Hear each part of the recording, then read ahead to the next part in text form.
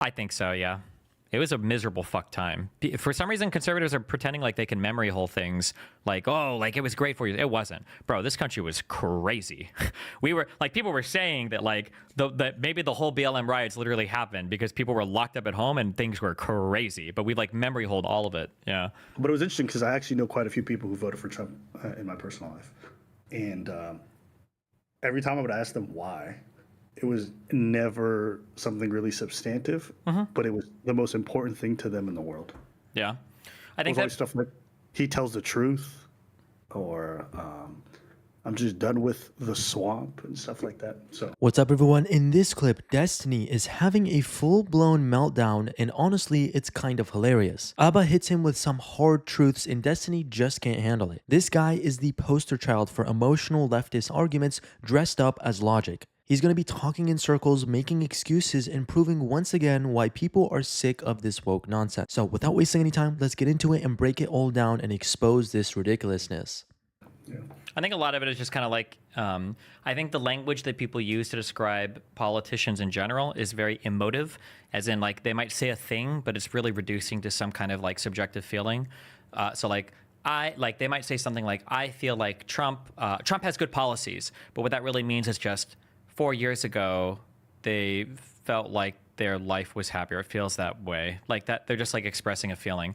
A really common, I think, example of this might be, I'm pretty sure almost everybody was really happy to break away from the Soviet Union. But I think when you poll older people and you ask them, the older they are, the more likely they are to have like fond or favorable memories of the Soviet Union. But it's hard to know if they really liked the Soviet Union, or are you just polling a guy who's 50 and you're asking him, how did you feel like the Soviet Union went when you were 20? And it's like, well, the guy was in his 20s. He was way happier. So he might have fonder memories just because of that, you know? Like the people, the language that people use is very emotive. So you kind of have to figure out when somebody says something, that doesn't mean that it's not, it doesn't mean that it's fake and it's irrational or it's random. You just have to figure out when somebody says something, what are they actually like emoting to you? Like I've given this example a lot, but it was funny that on that Twitter space we did, there was a guy who said that he was doing worse now than he was under Trump. Like he's struggling under Biden. And the reasons he gave is because they moved into a house that was twice as expensive and he had to quit his job to take care of a kid. And it's like, well, what the fuck does that have to do with Biden? And I wonder if Trump would have been president, I wonder if he would have instead said, Trump's economy is amazing. Like, even though it's a little tight, like my family is still able to get by with us moving into a house that's twice as expensive and me quitting my job to take care of our kid. I wonder if that would have been expressed differently, you know? So it's hard to say, you know? yeah. I think this almost feels like twofold. I think one, a lot of it is all feels. Well, it's actually the funniest bait and switch that conservatives have pulled on liberals. Facts versus feelings. Yeah, there was the whole facts over feelings. And Yeah. then conservatives have just flipped it, and they're like, it's all feelings over facts, and it doesn't matter what stat you enumerate, doesn't matter what numbers you pull up, doesn't matter what study you showcase, none of it matters. Yeah. Over how they Well, that's feel. how people about everything. fundamentally vote. Yes, but beyond that, I think another thing that the Democrats, I don't know if they can overcome. Wait, V. Gates, you want to say something? I feel like I cut you off. Yeah, like that's how people vote. People vote with their feelings, not really by facts and figures. And like the reality is, Americans are a pretty dumb society. Like they just are. So Republicans are great, fantastic at moralizing, and they've always used this as a campaign strategy since the Reagan administration. They always do the most moralizing versus Democratic candidates.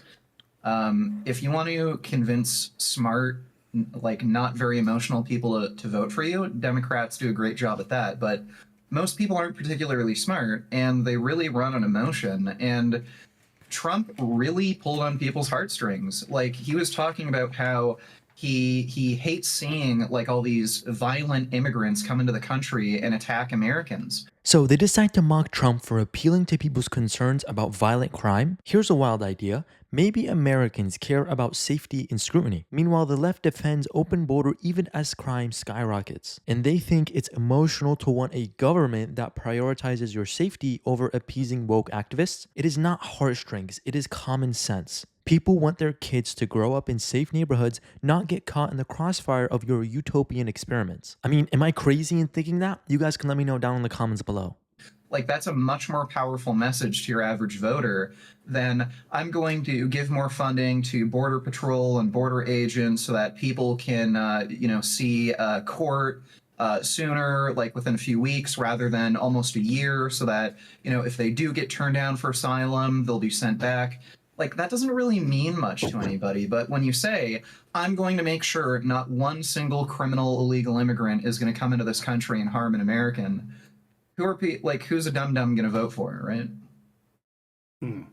I wanted to ask you this, Destiny. I think it's impossible to beat anybody with facts now, because I think the trust in all the institutions is pretty much all evaporated for a good segment of the society. Finally, they stumble onto some truth. Trust in institutions has evaporated because those institutions sold out their credibility. From Fauci's flip-flopping to the media spinning propaganda, people are done playing along. But let's not pretend the left didn't contribute to this. When you politicize science, censor dissent, and call anyone who disagrees a conspiracy theorist, what do you expect? The left broke the system and now they're crying because people don't trust it. Boo-hoo. That's true, but there's like I said this last night, 2 nights ago, there's probably a world where the answer is actually just really boring. And it's just that in 2020, like COVID was fucked and everything was fucked. So they were going to vote for whoever was running against Trump. And then in 2024, people felt the effects of inflation, things expensive. So they were going to vote whoever ran against Biden. Like, it might just be like that. I think it's probably more reducible to that than any other thing. I think there's a lot of stuff around the edges that definitely hurts. I think the media misinformation, all of that definitely hurts. But I think these are like your big issues that you're kind of like nibbling around the edges on. How severe the loss was, though, I don't know if it's quite that simple. Wait, do you feel like people voted Trump out in 2020 mostly due to the economic issues and COVID? I think so, yeah. It was a miserable fuck time. For some reason, conservatives are pretending like they can memory hole things like, oh, like it was great for you. It wasn't. Bro, this country was crazy. Oh, conservatives are pretending. Really, Destiny. Let's talk about who's actually memory holding here. Remember when the left told us mostly peaceful protests as literal fires burned in the background? Or when lockdowns saved lives but they destroyed small businesses and mental health instead? You're rewriting history while accusing conservatives of doing the same. This is classic projection. In newsflash, it was better for a lot of people under Trump. Maybe not for the elite crowd you run with, but for working class Americans, absolutely. Gas was cheaper, the economy was stronger, and people didn't feel like they had to walk on eggshells every time they voiced an opinion. So yeah, maybe it wasn't perfect, but don't sit there pretending like the current mess is some grand improvement. People were saying that like that maybe the whole BLM riots literally happened because people were locked up at home and things were crazy, but we like memory hold all of it. Yeah. Okay, so let's say hypothetically this theory is wrong. Okay, let's say Sure. the world that your theory right now is wrong. I want you to brainstorm with me just a little bit. What other alternate theories can you come up for? Aside from just COVID, and then we're going to alternate every 4 years. For why the Democrats won in 2020? Yeah. There's going to be other stuff that is like impacting things around the edges. So like Trump being an asshole and maybe he botched some of his response and the contradictory information on like whether or not COVID was fake versus whether or not the vaccines were real, like him wanting to get credit for vaccines that nobody trusted. Like maybe, yeah, I don't know, like stuff around that. But I think you're discounting one thing, and I think this is probably the biggest one, is beyond just having a similar result after a bad economic cycle. This result was particularly different, at least in my opinion, just because of how lopsided it was. Like everything was lost. The popular vote was lost. Well, I don't know if American elections are ever like that crazy lopsided. Like all of our elections are pretty close-ish. Like it's not like we're not looking at like Reagan tier losses. Wait, do you feel this one was close? I mean, I don't want to say it was close, but it's not like insanely like lopsided, is what I'm saying. No.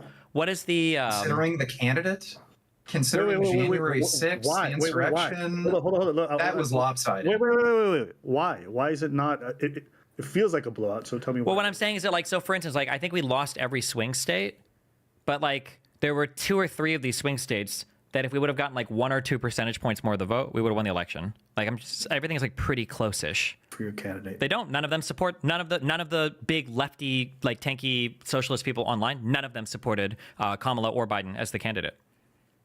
Okay, but is it not possible they did that in lieu of like the way that the Democrats were handling Nope. the situation that they thought were important? No, there was nothing that was going to be good enough ever. That was evidenced by, they said they didn't like Biden. They wanted somebody younger. They wanted somebody different. Kamala comes in. They are. This is the left eating itself in real time. They got exactly what they asked for with Biden. A bland, controllable puppet. And now they're crying that he's not progressive enough. You can't please a crowd that hates everything. They don't want solutions. They want to keep whining about problems because victimhood is their currency. It's like trying to feed a toddler vegetables. Nothing is ever good enough. There's always something like, no, these people are never, they're professional victims. Like they can't have anything be solved. They're always going to complain about something.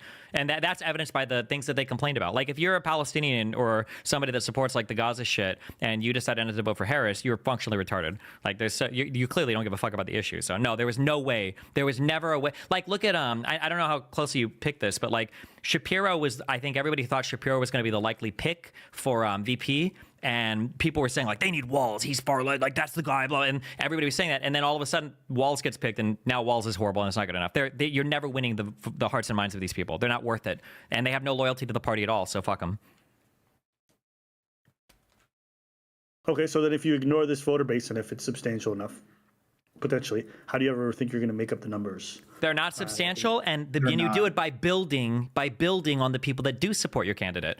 Not necessarily me directly, but even like people like Josiah or people like the Pod Save America guys or the Brian Tyler Quinn, like more interviews with them, more like working with them, like mainstream media people, CNN, all these people need to draft them in more. Like work with your people that'll support your party more. So just to be clear, when you say the lefties, are you referring to like the Bernie types, or are you referring to something else? Lefty, I'm sorry, in the context when I'm saying it, lefty means socialist/communist or not liberal, not like a democratic person. Yeah. Well, what about the Bernie types? No, fuck them too. Okay, all right. Except for any of Cenk. this? Okay. Yeah.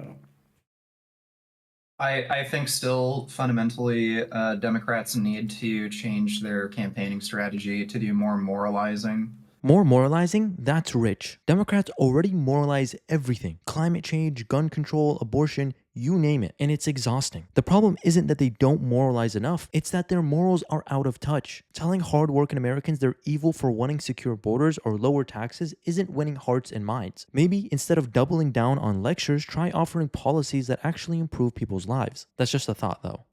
I mean, Democrats already moralized everything. I don't think moralizing won't help. They moralized all the abortion stuff, all the Hitler stuff, all the Nazi stuff. Like that's not gonna, yeah.